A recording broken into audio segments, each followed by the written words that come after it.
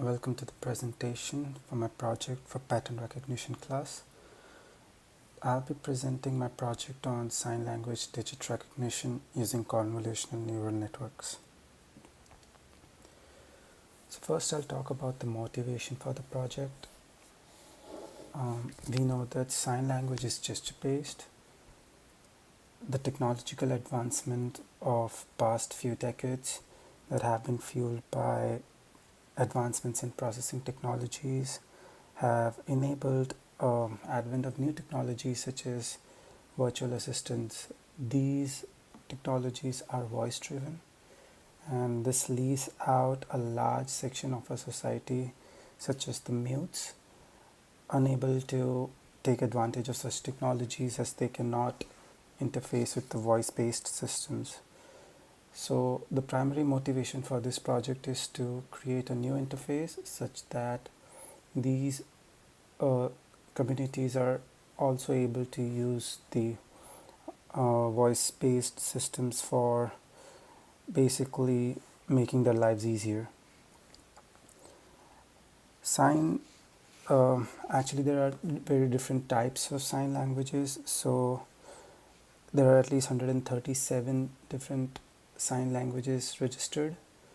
Each sign language has its own grammar and finger gestures. So I'll be focusing mainly on American Sign Language, which is the most widely used standard.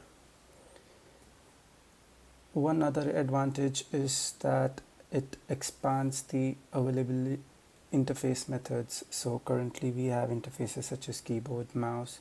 We have voice-based interfaces for interacting with computers, but there's a lack for gesture-based recognition. Also, the applications for this project can be found in augmented reality, virtual reality, interactive virtual classes, etc. I have used neural networks for my project. So basically what a neural network is, it's layered connection of small unit of computations. So we have perceptron, which is a basic unit of computation. So what a perceptron does is it takes an input, performs some kind of linear operation on the input, for example addition or multiplication, and then passes on the output to the next connected node. So neural network is usually layers of fully connected nodes of perceptron. So here we can see that each node is connected to the node in the next layer, fully connected actually, with different weights. So each node has a bias and a weight, and this weighted connection actually decides the value that's fed into each of the perceptron in the consecutive layers. Finally, we have an output layer where we use an activation function such as sigmoid or tanh or relu to finally classify the input given. A neural network learns through backpropagation. So we have an algorithm in which we calculate the gradient descent at each layer. So the backward part of this backpropagation comes from the fact that the calculation of the gradient descent moves from the last layer back to the first layer. So the partial results of the last layer are fed into the previous layers consecutively, and this allows for efficient computation of gradients at each layer.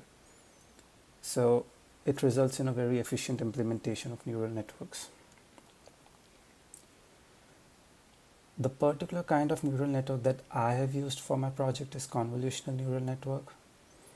These networks are usually used for classifying images because it makes certain assumptions about the type of input that is fed into the network. So there's a concept of kernels in convolutional neural networks. So kernels are basically masks which reduce the size of the matrices that are input at each layer. So convolutional neural network consists of usually multiple hidden layers, and there is a separate kernel for each layer.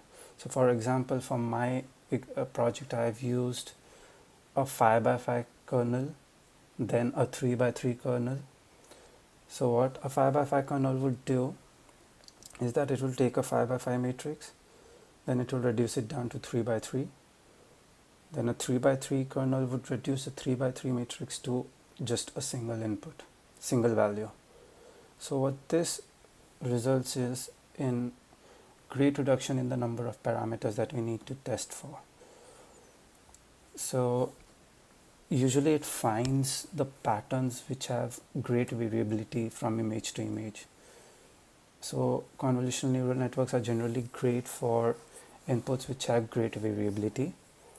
And the particular activation function that I've used for my project is ReLU, which stands for rectify linear input, linear unit actually.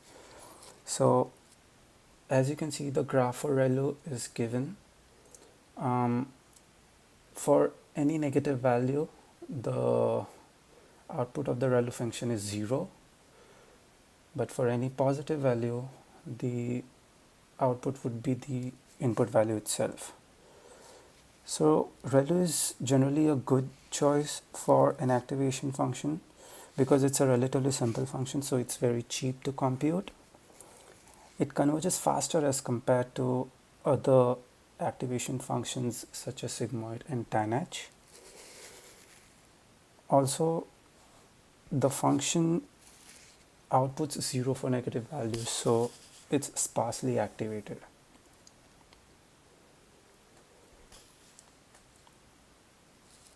So now I'll describe the methodology that I used for my project. The very first step is analyzing the data set. So I acquired this data set from this data set was actually created by students from Turkey Ankara High School. The link for the data set is given. This set consists of 2062 sign language digit images. The digits range from 0 to 9, so there are 10 unique digits, and each image is 64 by 64 in size. So to analyze these images, as with any computer vision project, we convert the images to grayscale. So the images that are given is in RGB format. So that means there are 3 matrices per image that describes the color values for red, blue and green. Therefore it's a color image. For processing purposes, we reduce it to grayscale so that we just have one matrix to work with. This greatly reduces the number of parameters again, and none of the data is lost as we still have the intensity values in the grayscale matrix. So to compare different performances of the different models, I will implement the sign language detection algorithm in using logistic regression first. So what this provides is a good contrast so that we can analyze the performance differences between a model which is not suited for image analysis, image classification, versus a model that is. So what logistic regression is that it is used for binary classification. So a simple example would be to classify whether an email is spam or not. So how it usually does this is it uses a data boundary, which is a threshold that can be set. So for example, if we set the threshold to 0.5, so if the result is above 0.5, then the sigmoid function will, so sigmoid function is the activation function used for this type of regression classification. So if the output is above 0.5, it would classify the email as spam, and if it's below 0.5, then it will classify it as not spam. So after training the model, so I split the test data into testing set and training set. So split was 15-75, so 75% of the data was used for training and the rest 15% was used for testing. So after training and testing my model uh, based on logistic regression, I found out that the performance was really bad for this model. It resulted in only 70% accuracy. The primary reason for this was the dimensions were too large for this model. So since each image is 64 by 64, that results in a dimension of 4096 um, uh, different units for each images, and this was too large of an input for logistic regression. So we can see in the graph that after 100 epochs or so, the performance of the test data plateaus at about 70%, and there is a high overfitting of data to training set, as can be seen from the blue arc in the graph, and it approaches 100%. So the data is highly overfitted to the training. The result is highly overfitted to the training data set. So moving on from logistic regression,